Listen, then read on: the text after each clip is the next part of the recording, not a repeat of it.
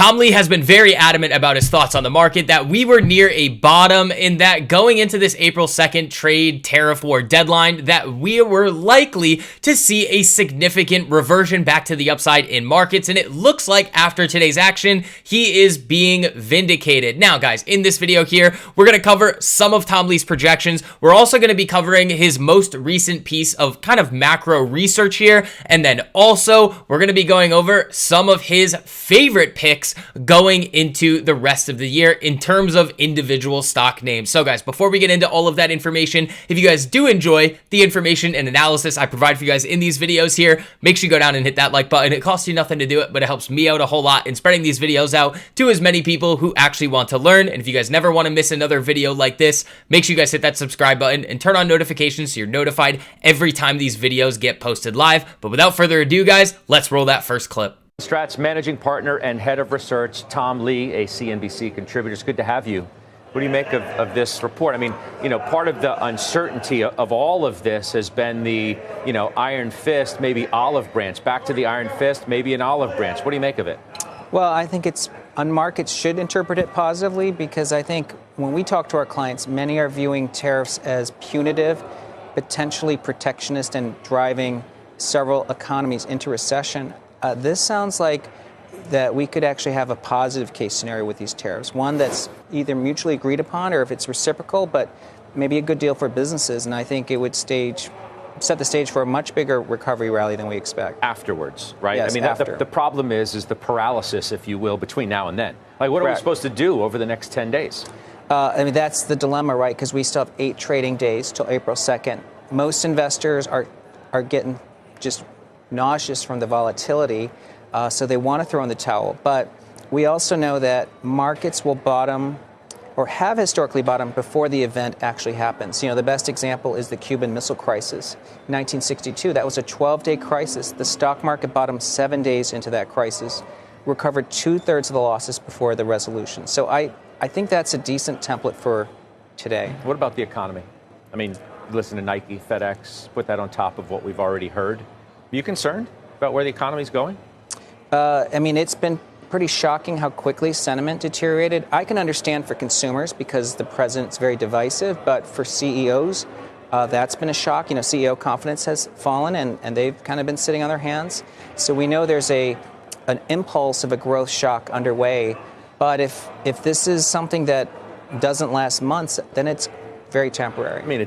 So guys, as you heard from that clip, and if you've listened to anything that Tom Lee has said over the last couple of weeks here, he thinks that the market's reaction to this upcoming April 2nd deadline, this tariff fears, the trade war, the market's really just overreacting to this. And in part, he has been vindicated on some of the pieces of news that have come out over the last few days here. And one of the reasons why the market is moving so aggressively to the upside. When we move over here, White House to narrow the April 2nd tariffs on industrial sectors no longer expected to be unveiled on that date, though major trading partners will still be hit with reciprocal tariffs. So it looks like some of this is getting walked back a little bit, but we also have to realize that Trump does come out and say, he throws some curveballs in here every now and then. And today we received news.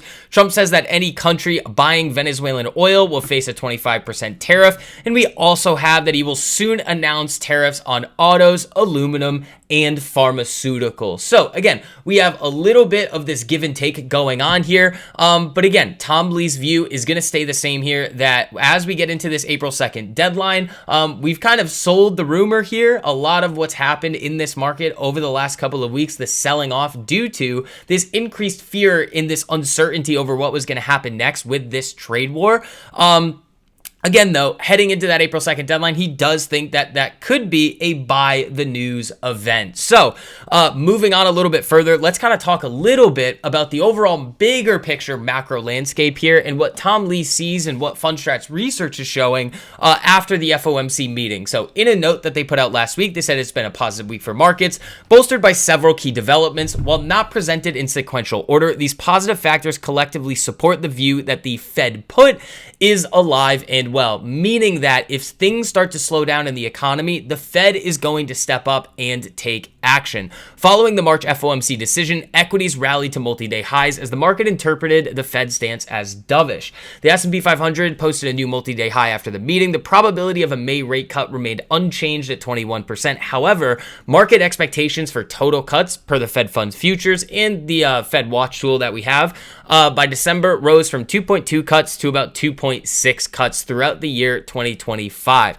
Now, again, what you got to think about with this is the Fed obviously has their dual mandate with inflation and maximum employment. So price stability and maximum employment. And the Fed has outlined many times, and we've talked a lot about it in these videos here, that they do think that there is some risk in an inflation resurgence in the year 2025. And that is one of the reasons why they're looking at this market and this economy and saying, well, we're actually going to take a step back here and just kind of wait and see what happens next. Because again, you're going to see a lot of people on the media, in Twitter, in YouTube videos saying, oh, this market environment that we are in right now looks like X time period in the past. I think that's an absolutely horrific way to look at markets.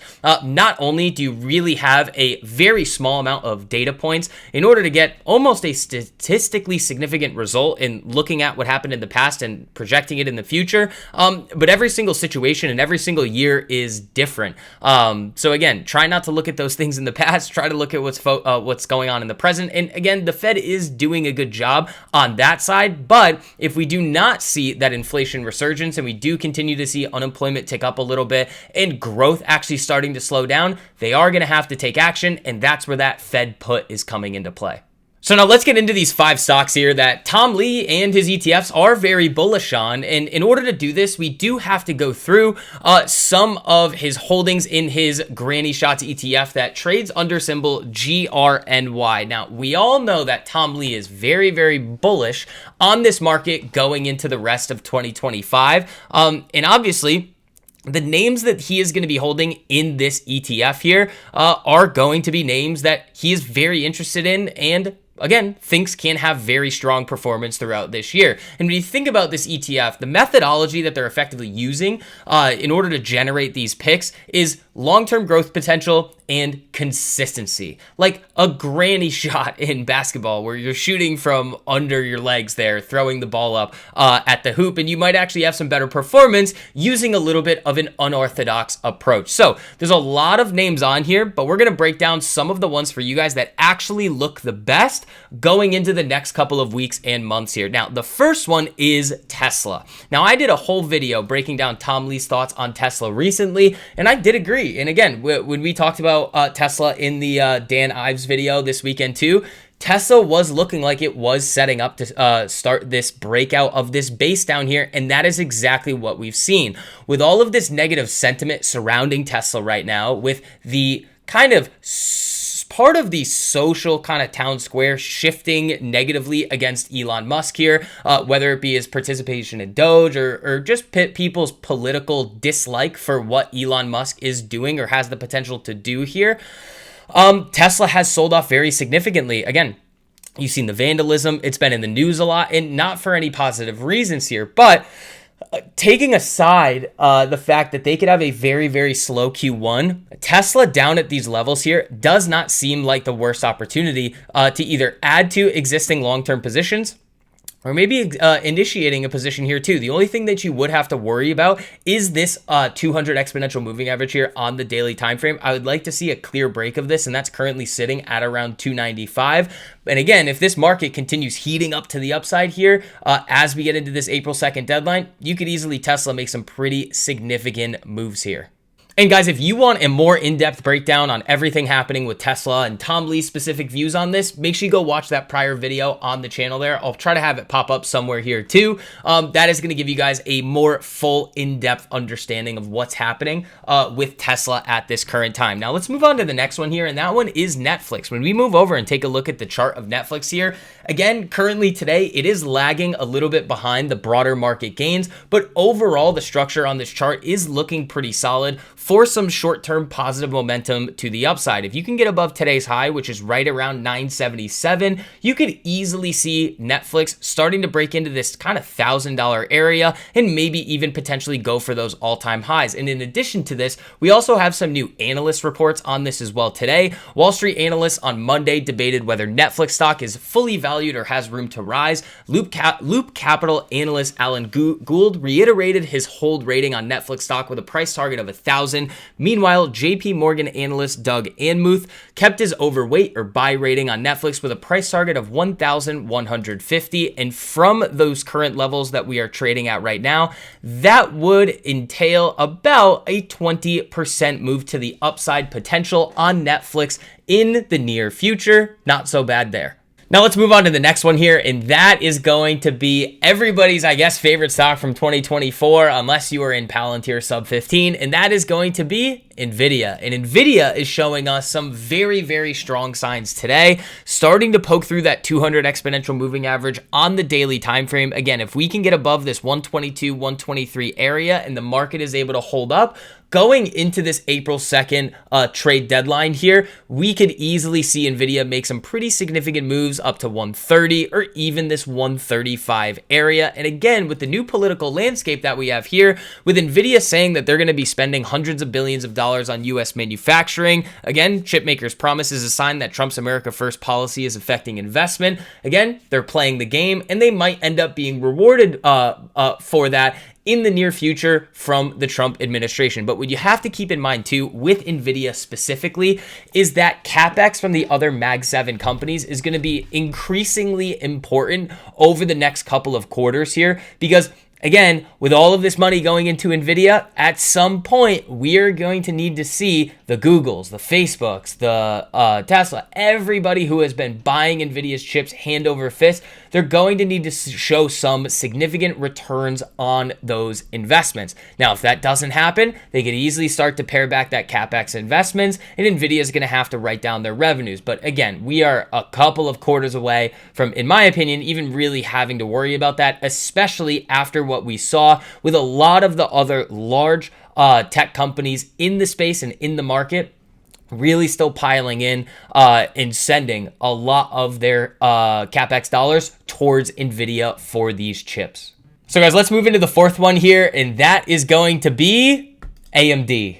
So those of you guys that have been around the channel long enough, that have hung around with me, you guys know my kind of affection for this stock over the years. This was one of the first stocks that I ever bought. I have an average on AMD of $11.39, and I didn't sell any of those until last year on those significant moves to the upside there. So I've done very well on this name over the years. At one point, I had a six-figure position in AMD, which was nice. Definitely don't have a six-figure position anymore, but was still able to get some really, really solid gains out of this name here. And it is always awesome to see this reverting back to the upside. Just looking at the structure of this chart here, this was one that we were looking at in the private community, my Less Trades More Profits group, on this base and break to the upside here, looking very, very, very strong on this follow through. If we can push through this 115, 116 area here, I think we could be in for a very quick move back into the 120s here on AMD, and then I can be up over 1,000% on my shares again, which I think I actually might be right now, which is always really nice. So, and again, you also have some pretty aggressive price targets for AMD as well. Another semiconductor company, a lot of money is funneling into these companies here as well. With the AI boom, these names are going to be here to stay, but obviously there is going to be a decent amount of volatility. However, numerous Wall Street analysts have much higher price targets on AMD, suggesting that it could be a screaming buy here.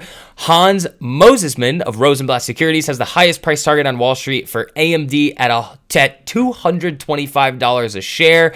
Let me even see if I could zoom this out on the chart for you guys to even get how much potential upside that this analyst thinks that there is on AMD here. All the way back to 225 would be about a 97% increase from where we are currently trading. And on the chart right now, again, if you missed this entry here, when I was giving it out to the private community, again, I probably wouldn't chase it up here. If we do get a nice little retest, that would be a decent opportunity to, I think, pick up some AMD shares if this is one that you like for the long term anyway. And it is one, obviously, that is also in the Granny Shots portfolio that Tom Lee has created.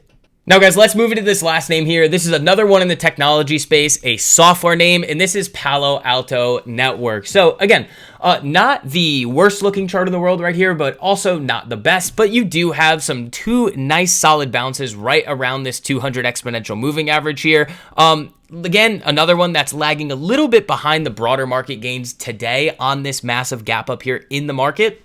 But even though this isn't necessarily one that I would want to purchase right now, again, some of you guys might, and I would say that this one is going to have a little bit more room to the upside right now than it does to the downside. And then again, when you have somebody like Nancy Pelosi over here purchasing a company, well, it's always nice to have the greatest investor of all time on your side there. So again, another one that's in the Granny Shots portfolio.